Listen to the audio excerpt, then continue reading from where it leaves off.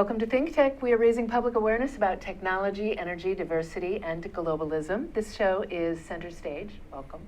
I am your host, Donna Blanchard, also proud managing director of Kumukuhua Theater, and we are coming to you live from Pioneer Plaza in the heart of downtown Honolulu, very near Kumukuhua Theater. I am very happy to introduce to you a fellow today who is responsible for having started and run the Hawaii Book and Music Festival all of these years. It's coming up again this weekend. Please welcome Mr. Roger Jellinek. Well, thank you. First of all, I didn't start it. You didn't? No. I thought you did. No. Well, we better clear that up. Yes. In 2003, there were two organizations who wanted to start a book festival, one for-profit, one non-profit. And they went to the same sponsors who said, this is ridiculous, we can only do one, go away and sort it out. Ironically, both of them had come to me to help them program, unbeknownst to each other. Took a year to sort it out. The non-profit won. Blair Collis was the chair, and I was invited to join the board, and I blithely said, oh, I'll program it pro bono, and 24/7, 5 months later, I said, never again. But I proposed to actually do it as executive director, go off the board and run it, which I've done ever since. We're now in our 11th year. So. Okay, well, so you were there from the very beginning. Pretty much, yeah. yes. Yeah. Glad you sorted it it out. was not my idea. Oh, no. Okay. Yeah. Well, I'm glad you sorted it out. It's a very popular event. Yeah. I live up the street, and I know I will have no parking this weekend. That's how popular it is. No, actually, we have terrific parking. So we have the use of all the underground lots that the city has. And it's are they free for the weekend? Yes, everything's free, yes. Yeah, Yeah. that's awesome. Yeah. That's awesome. Okay, so let's talk a little bit about, I'd like to talk about the festival itself and all that you have involved, and then if we could, get a little more into the bookish side of it because of your background as a literary agent. Okay. So the festival itself, what can people look for, expect to find when they come down to the festival this weekend? Well, they expect to find authors, and they expect to find publishers and booksellers, and a lot of cheap books. The biggest draw is something we started, the Bank of Hawaii puts together for us, called the Book Swap. And you can bring 5 gently used books and exchange them for 5 other books. They have new books, old books. They're all good-looking books. And you can do it as often as you like. You can read your 5 books and go back and do it all over again. And there's always a line about 100 yards before it opens. And it's the most popular, busiest. It's a huge tent. How nice. Yeah. Okay. And the bank puts that together with the Friends of the Library. So, and they buy a lot of books from the publishers, which is also popular. Oh, wonderful. Yeah. Okay, so you can find books in the Book Swap, and then you also have... There are the local publishers, the main local publishers, who have been here from the beginning. And, Barnes & Noble is our basic bookstore. And they handle all the signings with authors who are published by mainland publishers. Oh, okay. The local publishers handle book signings that they publish. And then there are other booksellers. There's Revolution, there's Native Books, and a couple of other smaller ones. So. Okay. Do you have very many authors coming in for signings from the mainland? We've got about 10. Really? Yeah. This is a very different book festival from any you see on the mainland. But pretty much every major city in the country has a book festival of one kind or another. Some are huge. The National Book Festival in Washington draws something like 200,000 people in one day. Miami is the oldest one. It's mainly Spanish, and they draw probably 100,000 people. It's been going about 35 years. One really surprising one is Tucson. That draws about 75,000. It's really remarkable, because you don't think of Tucson as a book place somehow. And then we have ones that are about our size in Oregon, Portland, in San Francisco, and they're popping up all over the place. In most cases, the model is pretty simple. Publishers send the authors that they're promoting at that time to the festival. They pay all their authors' expenses, and the business of the festival is simply to program them into solo presentations or panels or whatever. We can't do that because publishers will not send authors here, or very rarely, for a couple of reasons. One, it's very expensive, and secondly, there are no bookstores here anymore, or very few.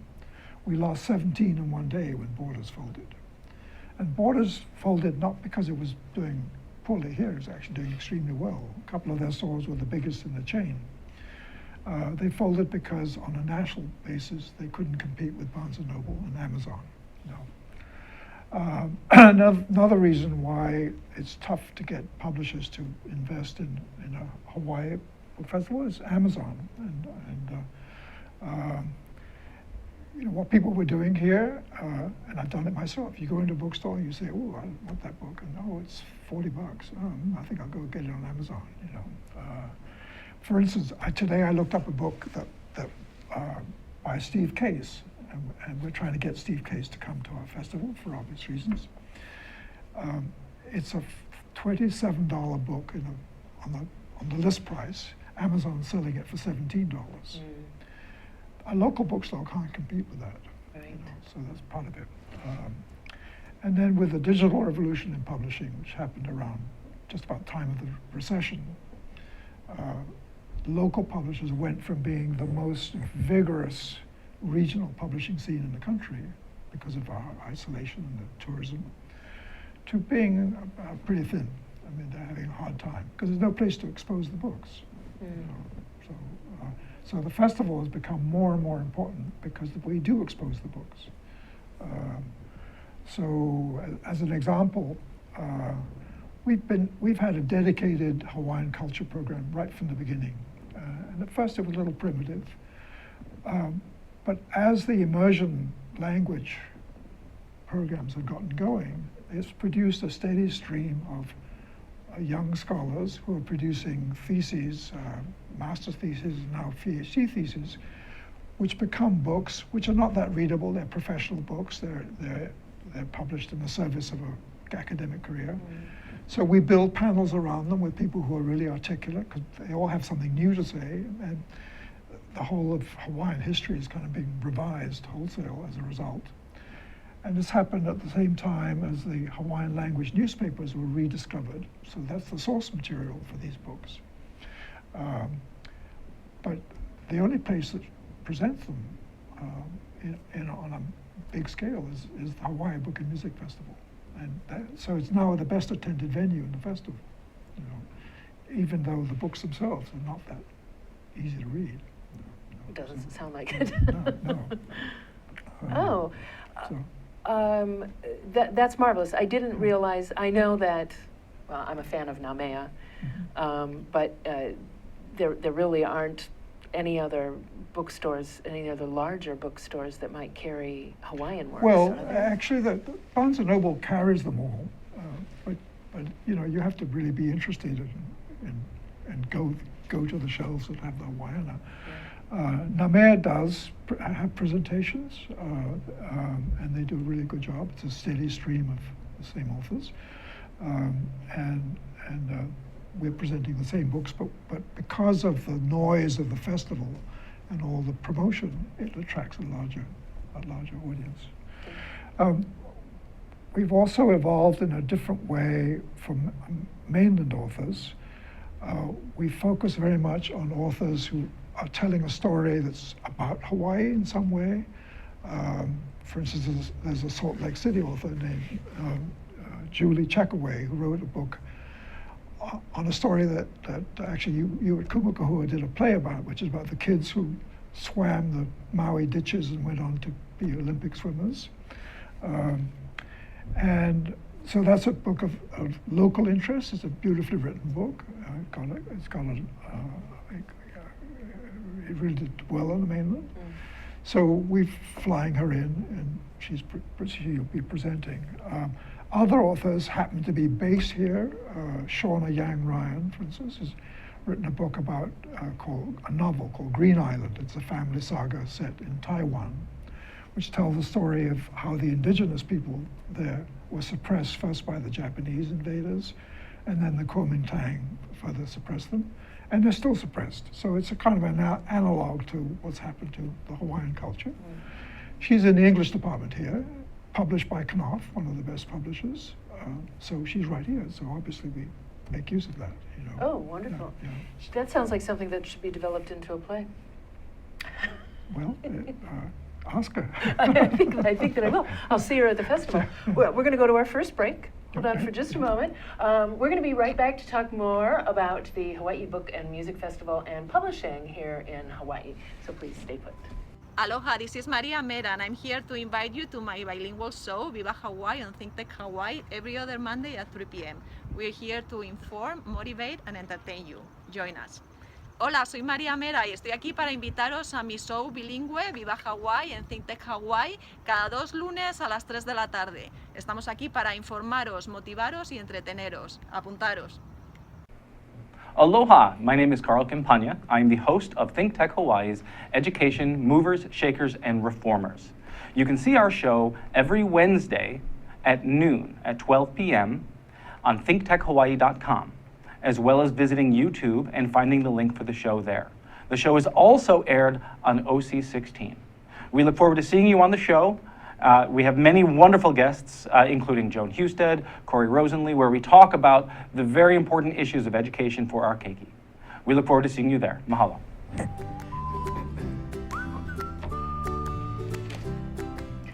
Hey, we're back. This is Center Stage. And you know, if you would ever like to join us in our downtown studio in Pioneer Plaza, you may do so. Just email Jay, that's Jay, at thinktechhawaii.com, and he will hook you up. Okay, we're talking with Roger Jellinek, the executive director of the Hawaii Book and Music Festival. And so we're talking about how the festival originally came to be and what is going on there with books. And it occurs to me that if I were having a book festival and I wanted to make sure that I really attracted attention and got more people down there, that I would throw in something else like maybe music and food. And that would help attract people to the books. Is that how, in my mind, that's how this happened? We have music and food. You do. A lot of it. Originally, it was to be just a book festival, and then the board got cold feet because you can't have a festival in Hawaii without music. It doesn't make, you know, Right. you just don't. And food. So they added music, and I had a music committee, and Brickwood Galataria was then on the board, and so he was a musician, so he helped me program that. And then his place was taken by Marlene Tsai, who came on the board to help with that. And at first the music was pretty patchwork because I did not know the music scene at all, no. Now it's actually very strong. Every single one of the musicians is a Nahoku winner. We have 4 halau, 2 of them have been Mary Monarch winners. So we don't have any problem getting the music and the hula. And the hula, yeah. No. So there are 14 acts. We got something on the main stage for music and hula. We've added another element this time, which is to end the festival, a 2-hour ukulele kanekapila. The ukulele is now the official awana musical instrument of the state, and it's the first year that that's true. So we have a Waianae group, totally grassroots group, coming with all their families and dependents, and and the idea is to get attendees to join in. It's not a performance. I can bring my ukulele down. Absolutely, And you're encouraged to. Yeah. I'm excited about You that. don't have to be good, you just be there and play it. Saturday. No, and that's on Sunday between 3 to 5. It's the end of the festival. Oh, It's going to okay. be a kind of kabila 3 to 5. on the main stage. The second hour, we actually have some mainliners. We have Kimo Hasi, Brian Tolentino, and Herb Ota Sam Jr. So they're really major ukulele players. But again, it's not about their performance, it's about their leading attendees in joining in. And we're using as our basic text a songbook that we actually celebrated with one of the first couple of festivals, which is called Hemele Aloha. It's a songbook that's used all over the world by ukulele players. It was developed by Carol Wilcox with Kimo Hasi and Bokeh Nogelmeyer about 10 years ago. And we'll make that, our kind of trademark. Nice. Sounds piece like of that. sounds like a book I should have. Yeah. Yes, I yeah, should come yeah. down and get it at the festival. Well, this you can. weekend. We're raffling them, so. Oh, yeah. even better. I'll be there. I might as well get involved in that raffle. Okay, that's very cool. So pretty much all day, Saturday and Sunday. Yeah, from 10 to 5. There, from 10 to 5 both days, there's music and there's food and yeah. there's these books to browse around. And it's kind of lovely being down there. As you're browsing for the books, you hear the music and then you look up and you see the Keiki. There's a funny aspect to that because it's not a concert situation.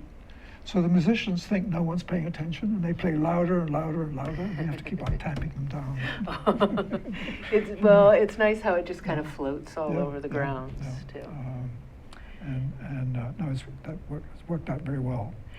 So you do, in addition to the book signings, there are panel discussions that go on. There's some readings.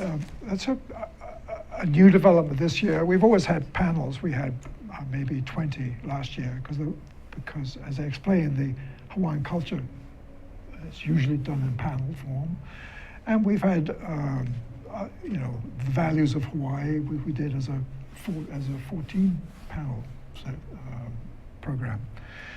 This year we have a panel program, 7 panels on Buddhism in Hawaii, on how it evolved here in Hawaii. We have another 7-panel program that's supported by HMSA on living well in Hawaii. That's been sort of curated by Ira Zunin, who writes a column for the Advertiser, and seems to know nice. everyone. And that's a very powerful group of panels with a lot of very good doctors in that. So each year we tend to have panels that are not necessarily key to books as such. A few years ago, I told the board that I saw the festival kind of as a theater of ideas, and they were kind of appalled.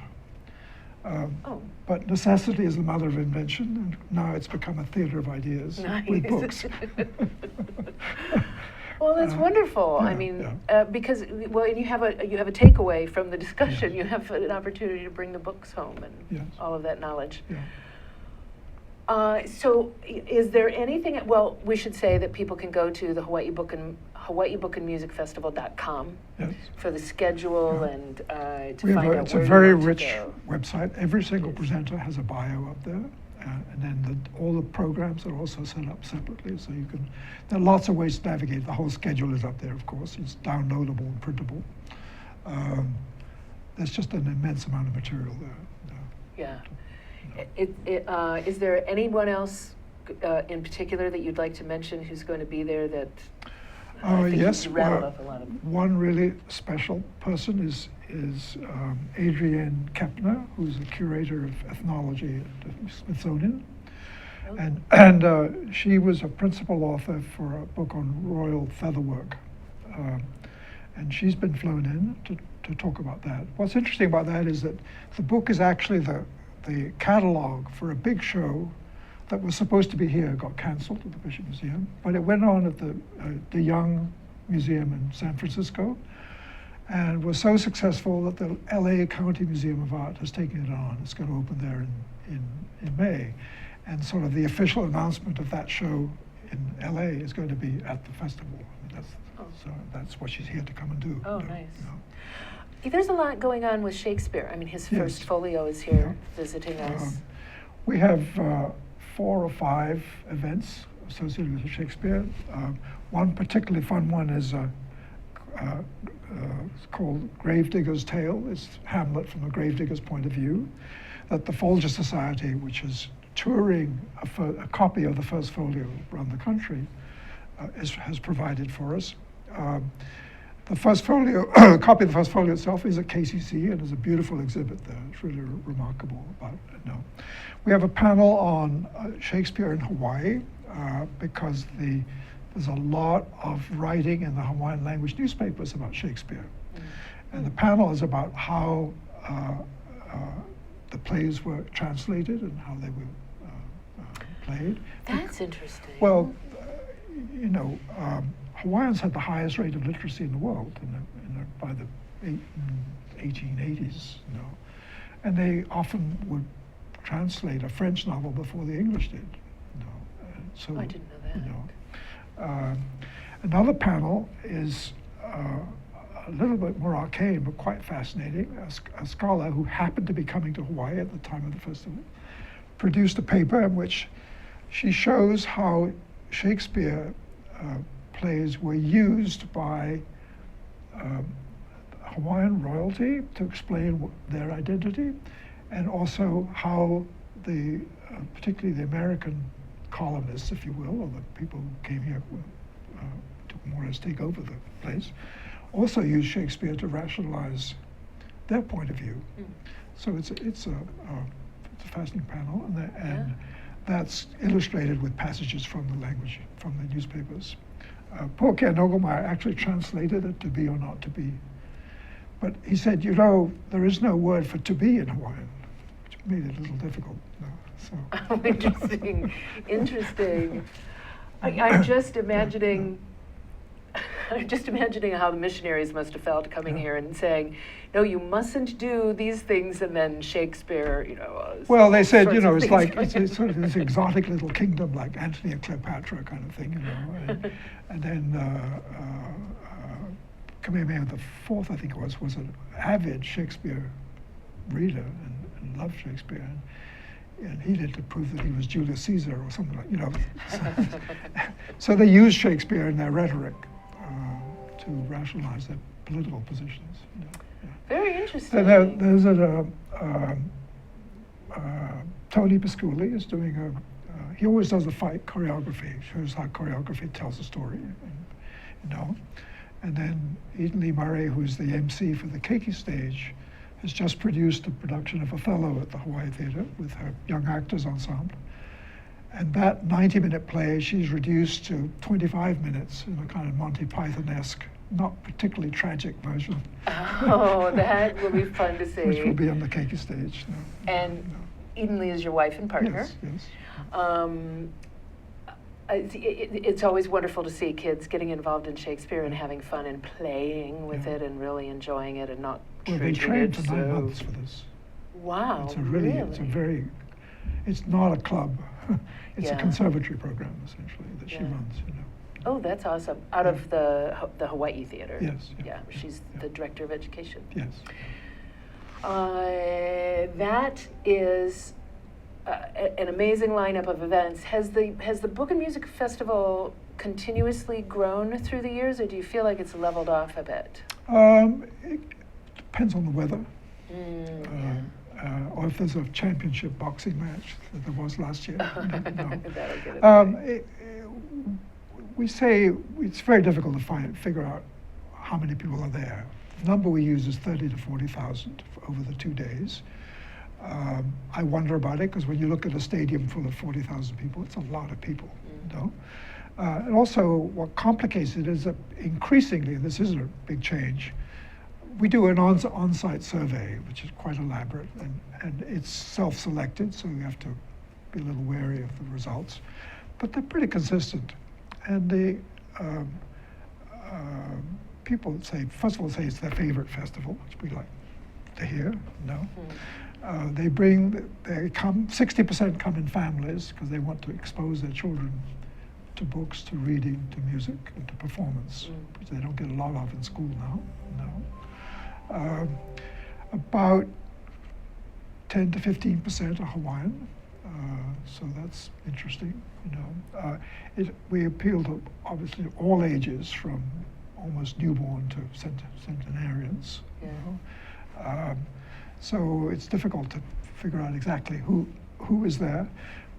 But as I was about to say, the trend is for people to stay longer and to come 2 days, which at the beginning never happened. People would come for an hour or 2 hours. Oh, so people are coming back for more. That's awesome. That's a really wonderful. We survey people at Kumu, and what we find, we will get a smattering of younger people filling out the surveys, but generally the people who are willing to take the time to fill out the surveys are older themselves. So I feel like the information that we're getting isn't really. For us, I'm not that surprised. People are always saying, can't you get people who are 18 to 30? Fact is, the publishers do not publish to that demographic because people who are 18 to 30 aren't that fascinated by reading. You know, they want to get out away from school. They want to do stuff in the world. It's much more fun to go on a date to a movie than to read a book by yourself. And an interesting illustration is the Honolulu Museum is having a fabulous success with that demographic because it's a great party place. You know, you can have alcohol there. Well, yeah, they're once a month. I think they told me that about 2/3 of their membership now is under 40. It's a very young crowd Yes, that you see yes, there on their. yeah. It's not First Fridays. What are they? It's a bunch. It's third. It's like the Whatever it third is. Fridays or Yeah, something like yeah, that. yeah. I feel like I'm definitely the oldest person Yeah, there. yeah, It feels kind of yeah. strange. Okay, well, I was wondering about that, and you know what? We're going to have to take our second break, and then I'd Yeah. like to come back and talk about this because this relates to the publishing industry Yeah. altogether. Okay, cool. Stick around with us. We'll be back in like 1 minute. Aloha, I'm Keiki Festival, president of the Grassroot Institute and host on Ehana Kako, a weekly program on the Think Tech Hawaii broadcast network. Ehana Kako means let's work together. Think of the sad alternative, let's not work together. Here in Hawaii, with all of our diversity and the richness of the people, it's important for us to come together around issues on the basis of what's right and what's good and what's going to serve the common good. And that's what we try to do at Ehana Kako. Every week we interview movers and shakers, people in government, business, and other sectors of society to talk about how to create together a better government, economy, a better world here in Hawaii that can bless the rest of the world. I thank you for your attention to Think Tech Hawaii, and we look forward to seeing you every Monday, 2 to 3 p.m. on the Think Tech Hawaii broadcast network. We're Ehana Kako, and we wish you well. Aloha. Hey, we're back. I'm talking with Roger Jellinek, the executive director of the Hawaii Book and Music Festival, and he just said in kind of an offhanded way, well, I have no staff. You put all of this together yourself. The program, yes. I don't do the physical logistics. Amy Hammond does that. She's brilliant at it. Yeah. Yeah. Well, and it does take someone really brilliant Yeah, to handle yeah. something this large, but just the idea that you're getting all of this together. Is this a year-round effort Yeah. for you? Yeah. Yeah. I mean, I've already started on the next one. So. Awesome. That's very No. cool. Well, what's nice is it's been successful long enough that I feel confident that we're going to be there next year. Oh, yeah. Though the worst part, the most difficult part, is the fundraising. Our budget this year is less than it was in year one. Really? Yes. No. Oh, wow. Our expenses are lower by $10,000 than they were in year one. Wow. Well, I mean, good Because job it's on the- being there's able no- to cut expenses and not the. Well, cut expenses by not having so many venues is one way, you know. But there's a point you can't put it on with less than 100. Well, this year it was 135,000. That is absolutely rock bottom, you know. No one's. There are only 2 paid people, and they're not. They've been paid the same all along. All the vendors have charged us exactly the same since year one, which is remarkable. You know? So I assume the vendors paid to be a part of it. No, I mean, people provide tents.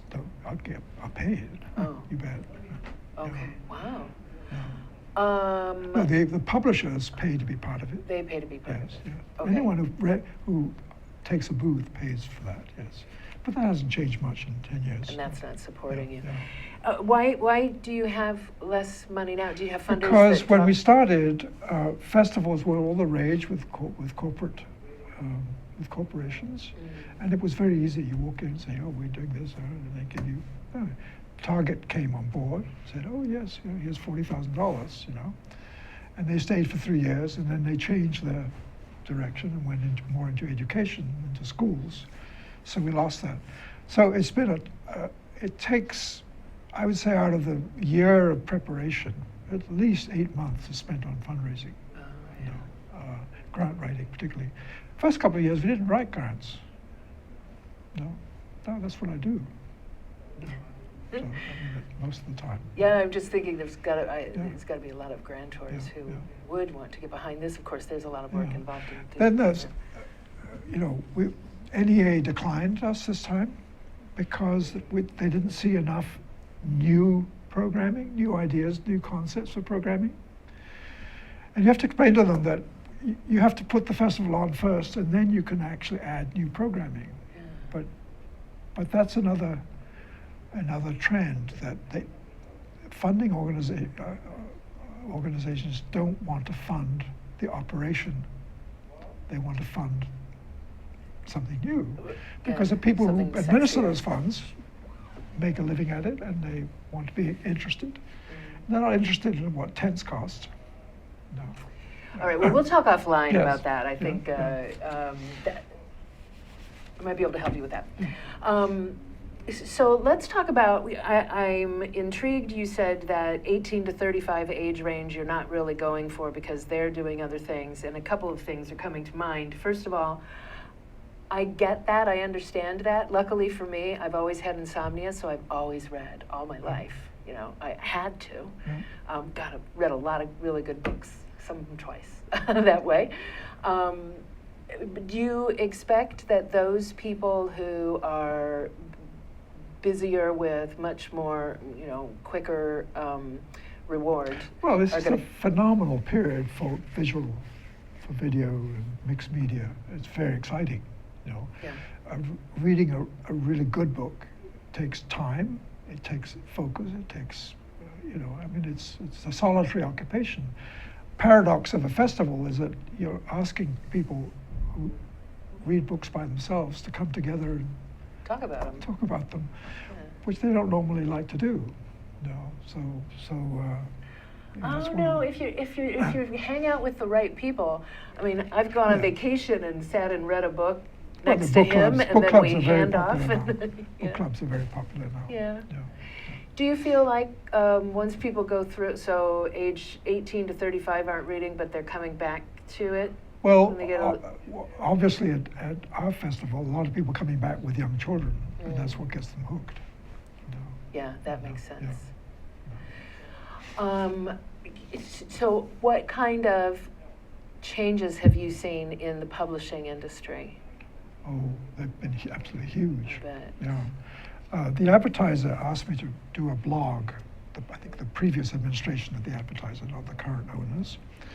And around 2007, 2008, just when the publishing business went digital.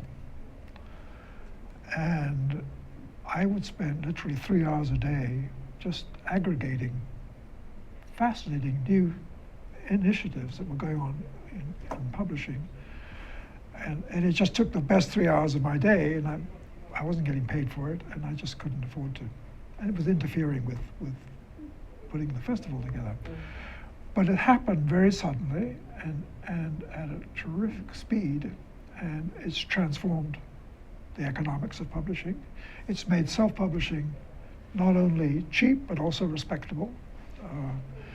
And I wear another hat as a literary agent, and when you can't place a book, the next step is you say, okay, let's try a self-publishing, so at least it's out there, There are a lot of pitfalls in that, because book sales are tracked very closely by a Nielsen program called BookScan. And I'll give you an example. I was editorial director of a publishing house on Maui for 2 or 3 years, a metaphysical house.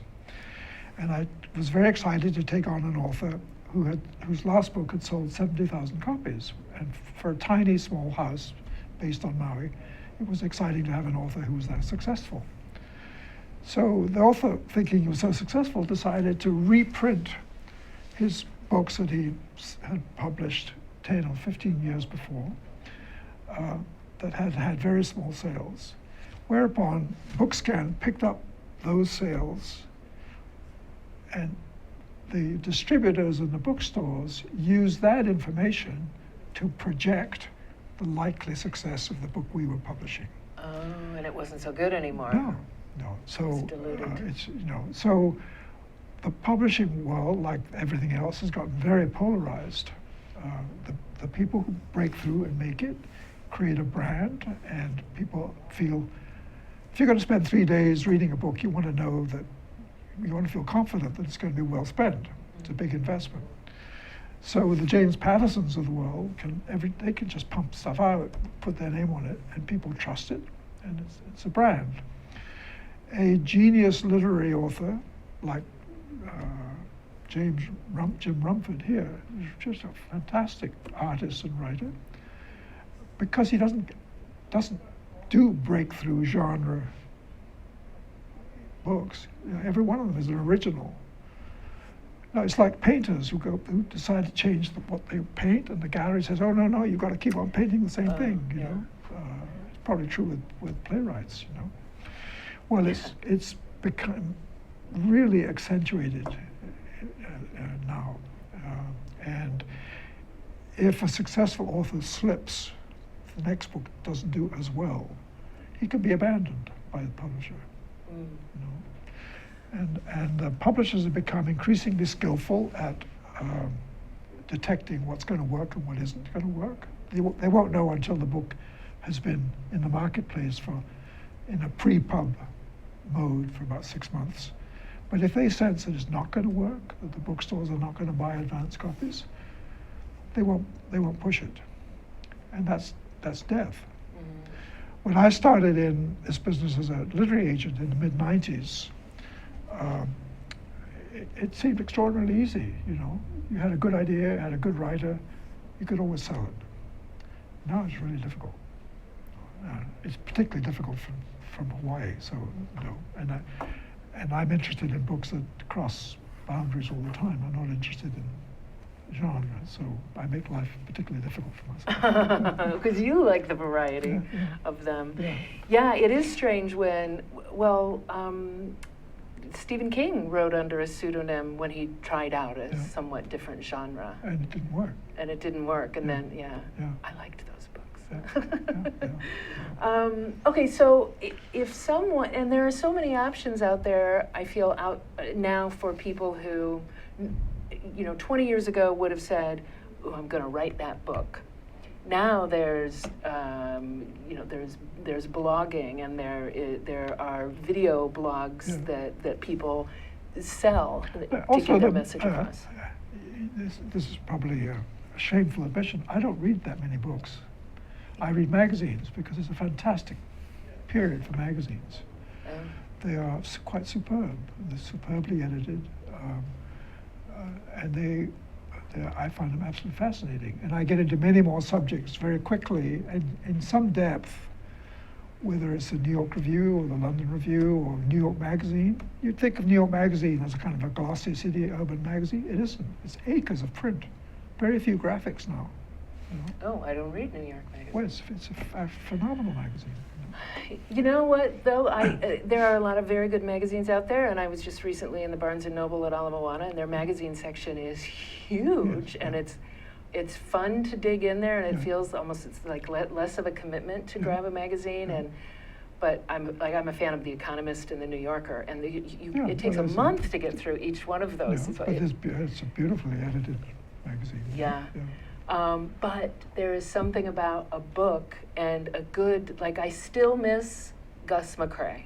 When you fall in love with those characters, and I just couldn't get enough of him. And, finishing the book was like an end of a friendship. No, I absolutely agree with you. And I don't feel good about saying I read magazines instead of books. No, you can.